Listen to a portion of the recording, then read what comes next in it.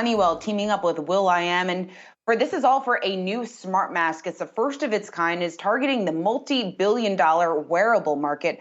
I got a chance to catch up with Grammy Award winner Will.i.am along with John Waldron. He's the president and CEO of Safety and Productivity Solutions at Honeywell. And I asked Will.i.am, who is very known for his creative solutions. He told me why this mask is unlike anything else on the market. Well, I travel a lot. Even during the pandemic, because I have work in the UK, I had to travel back and forth. Not as often as I used to, but I still had to travel back and forth.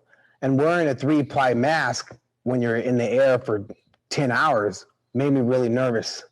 And so I had my design team create a mask that gave me the comfort and caused my anxiety by having a filter that sat on top of a fan for circulation.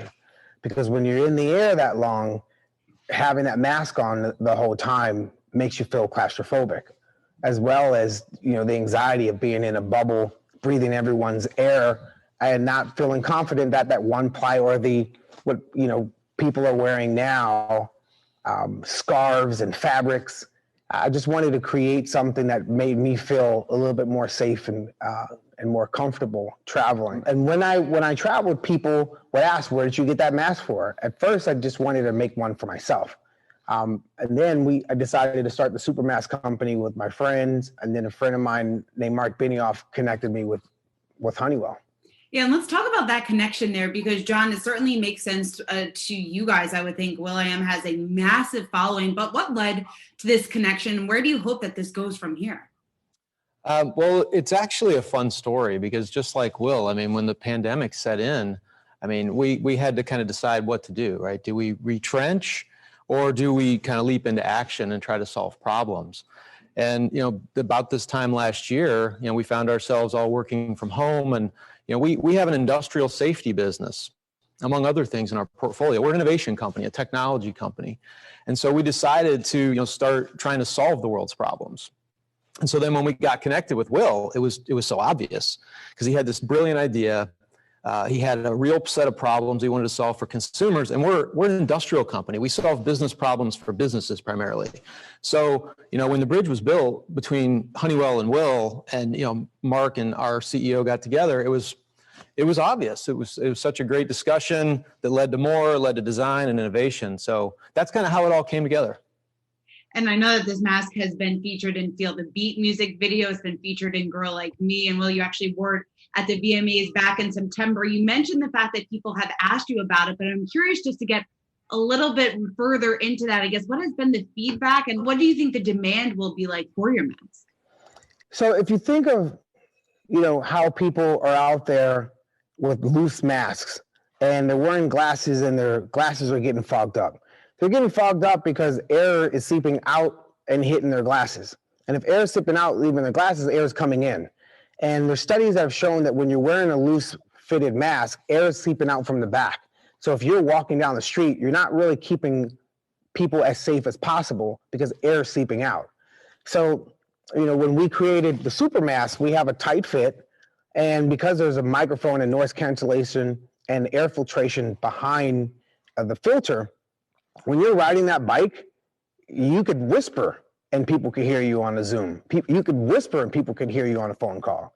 You don't have to talk out loud when you're at the supermarket, and let alone fogging up your glasses, letting, bacteria and stuff in when you're wearing like a bandana or a fabric around your mask. So here, it's stylish, but at the same time, you're not compromising, how confident you feel as far as safety.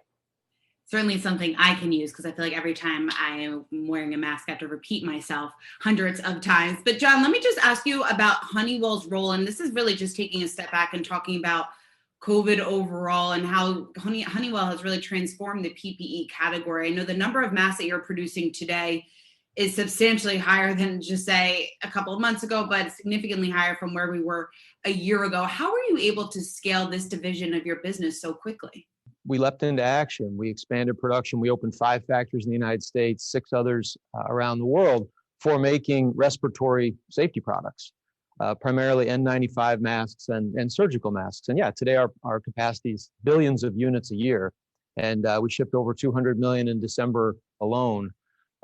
So we've got tremendous capacity now. Well, before we let you go, I'm curious just to get your view on how do you view your role in all this as a celebrity, as a music artist, as an entrepreneur, just bringing awareness to health, to safety, to PPE equipment in the midst of this pandemic? One of the industries that got hit the hardest is the music industry. Everything shut down. Clubs, tours, the crew, music got hit really hard.